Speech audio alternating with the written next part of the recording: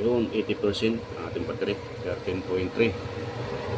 So nasa 130 watts dito sa ating main. Pero dito 170 sa ating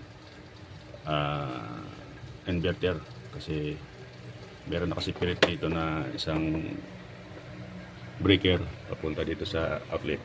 Yan, gana. Yan. So ang natira ito, dalawang electric fan at freezer, mga ilaw. Ang ating charging ay yan, 27.